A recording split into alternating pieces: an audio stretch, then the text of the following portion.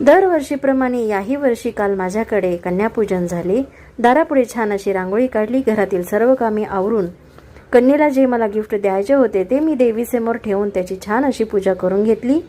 देवी आई भगवती सर्वांवरती तुझी कृपा अखंड राहो अशी प्रार्थना केली। त्यानंतर घरी सायंकाळी सर्व कन्येचे मोठ्या थाटात आगमन झाले। देवाचे कोणतेही कार्य तुम्ही जर पूर्ण श्रद्धेने, विश्वासाने आणि भक्तीने केले की देवाचा आशीर्वाद नक्कीच प्राप्त होतो। असेच काहीसे झाले। ज्या दिवशी कन्यापूजन मी घरात केले त्या दिवशी देवीच्या अखंड दीपमध्ये मोठे फूल तयार झाले आणि दैवी शक्तीची अनुभूती झाली।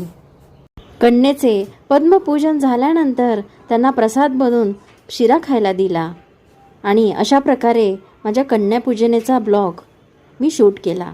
व्हिडिओ आवडल्यास नक्की लाईक शेअर करून सबस्क्राईब करायला विसरू नका। बाय।